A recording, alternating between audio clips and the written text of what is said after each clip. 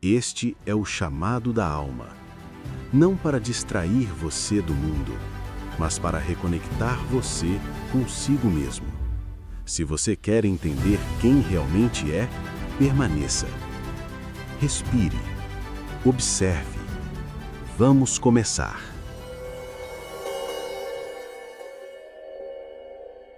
Quero te fazer uma pergunta, só uma.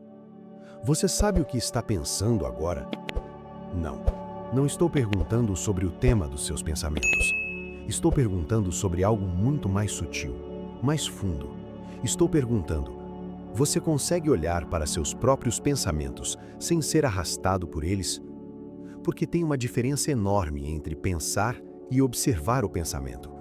Uma diferença que a maioria das pessoas nunca percebe. E essa diferença, essa pequena, silenciosa diferença, muda tudo. Pensa bem. Quantas vezes hoje você já foi levado por um pensamento antes de perceber que ele havia chegado? Uma preocupação que apareceu do nada, uma memória que tomou conta, um medo que veio vestido de raciocínio lógico. A mente humana produz, em média, mais de 60 mil pensamentos por dia. 60 mil! A maioria deles repetitivos. A maioria deles sobre o passado ou o futuro. Quase nenhum deles sobre o que está acontecendo agora. E a pergunta que fica suspensa no ar é esta: quem está no controle, afinal? Você ou os seus pensamentos? O sofrimento começa quando nos esquecemos de que somos o observador, não o observado. Hoje eu quero te mostrar algo que vai parecer simples no começo, mas que, se você permitir que desça fundo, tem o poder de mudar sua relação com a sua própria mente, para sempre. Vamos falar sobre a arte de observar os pensamentos, não como técnica, mas como transformação. Antes de entrarmos no que significa observar os pensamentos, preciso que você se lembre de uma cena. Pode ser de hoje, de ontem ou de qualquer dia da sua vida. Você estava sozinho, quieto, talvez tentando dormir, ou no trânsito, ou no silêncio de um momento qualquer. E de repente, a mente começou a falar. Não parou mais. Pensamento atrás de pensamento, cada um puxando o próximo, uma cadeia sem fim. Você tentou parar, não conseguiu. Tentou ignorar, a voz ficou mais alta. Tentou raciocinar, a mente entrou em loop. Isso não é fraqueza, isso não é loucura. Isso é o funcionamento padrão da mente humana, não treinada, não observada, entregue a si mesma. Os gregos antigos tinham um conceito fascinante, o logos, a razão, que deveria guiar o ser humano. Mas eles também sabiam que a razão, abandonada ao caos das emoções e dos impulsos, se tornava serva, não senhora. Marco Aurélio, imperador e filósofo, escrevia em seus diários íntimos que a maior batalha de um homem não é travada nos campos de guerra, é travada dentro da própria mente. 2000 anos depois, a psicologia confirmou o que a filosofia intuiu. Carl Jung dizia que tornar o inconsciente consciente é a tarefa central da vida humana, porque o que não é visto não pode ser transformado, e o que não pode ser transformado, controla. Você já sentiu isso? Aquela sensação de que algo dentro de você age antes de você decidir agir? Que você reage antes de escolher? Pois bem, o primeiro passo para sair desse ciclo tem um nome antigo e foi dado por muitas tradições. Budistas chamam de mindfulness, atenção plena. Estoicos chamam de prosóque, vigilância de si. A psicanálise moderna chama de metacognição, mas todas falam da mesma coisa. Observar. Simplesmente observar. A ilusão da identidade com os pensamentos. Existe uma confusão muito antiga, muito profunda, que quase todos carregamos sem saber. A confusão entre ser e pensar. Descartes disse: penso, logo existo. E durante séculos essa frase moldou o modo como o Ocidente entendeu a consciência. O pensamento como prova da existência. Mas e se ele estivesse incompleto? E se o pensamento fosse apenas uma das atividades da existência, e não a existência em si? Eckhart Tolle, um dos pensadores espirituais contemporâneos mais lidos no mundo, faz uma distinção que parece óbvia, mas quebra algo dentro da gente quando você realmente entende. Ele diz: você não é seus pensamentos.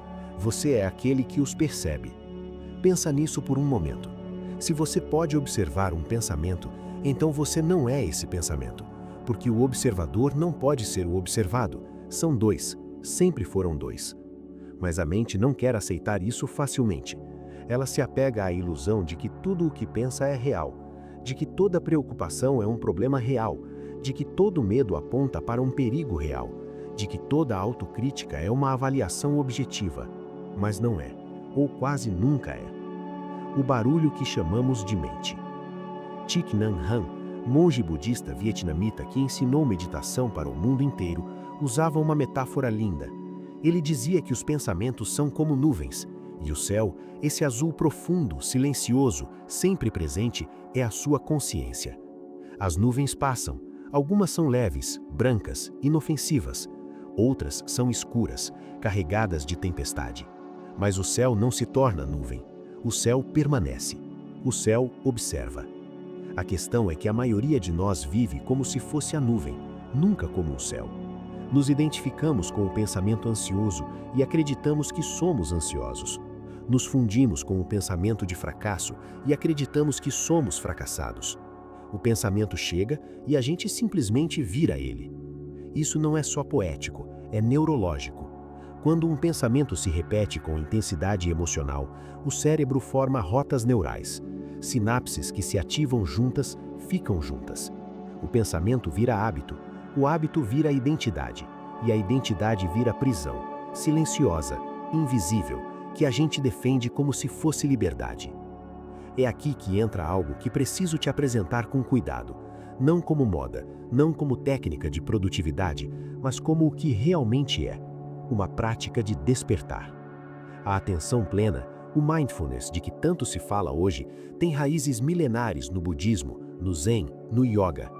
Jon Kabat-Zinn, professor de medicina da Universidade de Massachusetts, secularizou essa prática nos anos 70 e ela chegou aos hospitais, às escolas, aos consultórios, mas o coração da prática é o mesmo de sempre. Prestar atenção, intencionalmente, no momento presente, sem julgamento. Quando você pratica a atenção plena, você começa a perceber seus pensamentos antes de ser varrido por eles. Você cria um espaço, pequeno no início, quase imperceptível, entre o estímulo e a resposta, entre o pensamento que surge e a reação que ele provoca. Viktor Frankl, psiquiatra austríaco que sobreviveu aos campos de concentração, disse uma das frases mais poderosas que já li. Entre o estímulo e a resposta existe um espaço. Nesse espaço está o nosso poder de escolher. E nessa escolha está o nosso crescimento e nossa liberdade. A atenção plena é o treino para habitar esse espaço. É o treino para ser o observador, não o pensamento observado. E ela não exige horas de meditação, não exige abandono da vida. Ela começa com um único ato: notar. Notar que um pensamento chegou. Nomeá-lo internamente. Estou preocupado, estou com medo, estou julgando. E em vez de fundir-se com ele, deixá-lo passar, como nuvem, como onda, como tudo que vem e vai. O medo que está por baixo. Mas existe algo que precisa ser dito, porque do contrário essa conversa fica incompleta. Por que é tão difícil observar os próprios pensamentos? Porque a maioria das pessoas nunca para, nunca silencia, nunca olha. Porque dentro do silêncio moram coisas que a gente preferiu não ver. O filósofo Pascal Pascal, no século XVII, disse que todos os problemas da humanidade derivam da incapacidade do homem de sentar quieto em um quarto. Parece exagerado. De certa forma, é até exagerado. Mas considere isso como uma metáfora que tem um sentido e verdade. Não a verdade absoluta, mas a verdade de uma parte de um todo. Quando a mente para de correr, o que sobra?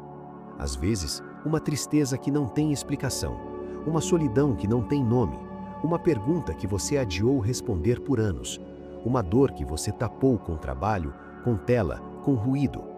Observar os pensamentos não é um exercício confortável, não no começo. Mas aqui está o paradoxo que a psicologia aprendeu e que as tradições espirituais já sabiam há muito tempo. O que você não enfrenta te persegue. O que você evita cresce na sombra. A dor não vista vira sintoma. O medo não nomeado vira controle. Quando você começa a observar seus pensamentos com honestidade, sem se punir por eles, sem se envergonhar deles, algo começa a mudar. Não porque você os eliminou, mas porque você parou de temê-los. A prática concreta. Então, como se faz isso? Como se começa a observar o que está dentro? Não existe uma única resposta, mas existem portas de entrada. A primeira é a respiração. Não porque respirar resolva o problema, mas porque a respiração é sempre agora. Quando você volta a atenção para o ar entrando, para o ar saindo, você sai do passado e do futuro. Você retorna ao único tempo onde a consciência pode realmente operar, o presente. A segunda porta é o corpo. Os pensamentos emocionalmente carregados sempre deixam rastro físico, uma contração no peito, um aperto na garganta, um peso nos ombros. Antes do pensamento ter nome, o corpo já o sentiu. Aprender a perceber essas sensações é aprender a perceber o pensamento mais cedo, antes que ele já tenha te carregado. A terceira porta é o silêncio intencional. 5 minutos. 10. Sem tela, sem música, sem podcast. Só você e o que surgir. Não para resolver, não para produzir, para observar. E a quarta, talvez a mais poderosa, é o registro. Escrever o que você pensa, não para analisar, não para entender logo, mas para tirar o pensamento de dentro e colocá-lo em frente a você. Porque o que está escrito no papel você pode ver, e o que você pode ver, você pode questionar, e o que você pode questionar não mais te governa. Preciso que você pare por um segundo. Tudo o que conversamos até agora aponta para uma direção, uma única direção. Você não é o barulho da sua mente.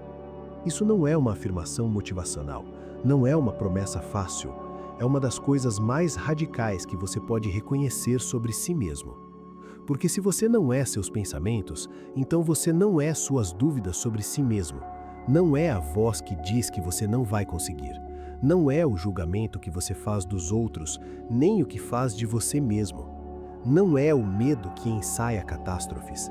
Não é a raiva que emerge antes da razão. Você é aquele que pode observar tudo isso. Ramana Maharshi, o sábio indiano do século XX, ensinava uma prática chamada Vichara Atma, investigação do ser. E ela começa com uma única pergunta, que ele considerava a mais importante da existência. Quem sou eu? Não no sentido do seu nome, da sua profissão, da sua história, mas no sentido daquele que pergunta, aquele que observa, aquele que estava lá quando você tinha 5 anos e ainda está aqui agora. A espiritualidade, em quase todas as suas formas, aponta para essa mesma descoberta. O que os budistas chamam de Buddha Nature, o que os hindus chamam de Atman, o que os cristãos místicos chamam de centelha divina, o que a psicologia transpessoal chama de Self, todos falam de uma mesma realidade. Existe em você algo que não é perturbado pelo pensamento, algo que não sofre com o que a mente fabrica, algo silencioso, vasto, presente. Observar seus pensamentos é o caminho de volta para esse lugar. Não é fuga do mundo, é presença real nele, porque só quem aprende a não ser arrastado pelos próprios pensamentos consegue agir a partir de escolha e não de reação. Só quem habita o silêncio interno consegue ouvir de verdade o que a vida está dizendo. A liberdade não começa quando os pensamentos param, começa quando você para de acreditar que precisa ser eles. Então, chegamos ao ponto onde tudo se encontra. Você começou esse vídeo com uma pergunta que parecia simples: como observar os pensamentos? Mas o que essa pergunta esconde é muito maior. Ela esconde a busca por uma relação diferente com você mesmo. Uma relação onde você não é mais refém do próprio barulho interno, onde o silêncio não é vazio, mas espaço fértil, onde pensar deixa de ser automático e começa a ser, aos poucos, consciente. Isso não acontece de uma hora para outra. Não existe iluminação instantânea. Existe prática. Existe um dia após o outro. Existe a decisão repetida, renovada, de voltar para dentro antes de reagir para fora.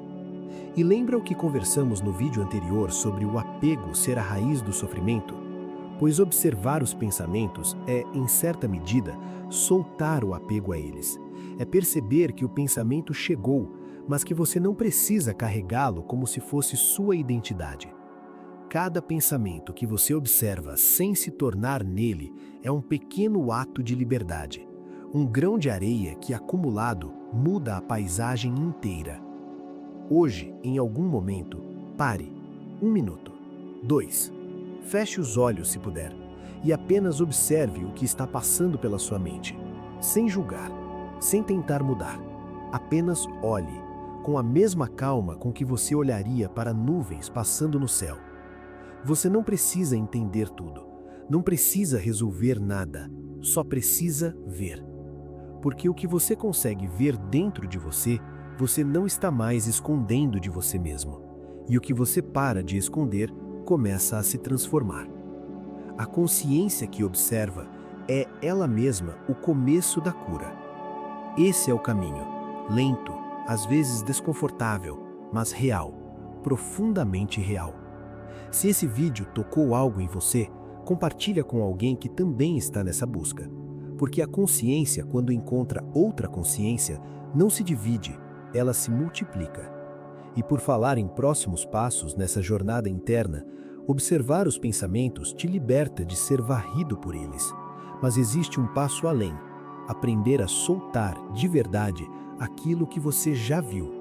Deixar ir, sem resistência, sem luta. É sobre isso que vamos falar no próximo vídeo, a arte do desapego. Porque uma coisa é perceber que está segurando, outra, muito mais profunda, é aprender a abrir a mão. Se você quiser aprofundar seu despertar, ou se você acredita que a ansiedade é um padrão que nunca vai mudar, acesse os links que estão na descrição do vídeo e saiba mais. Vou deixar os links fixados no primeiro comentário também. Nos vemos em breve aqui no Chamado da Alma. Se inscreva no canal, lembre-se de curtir e comentar. Isso nos ajuda a continuar trazendo esse tipo de conteúdo.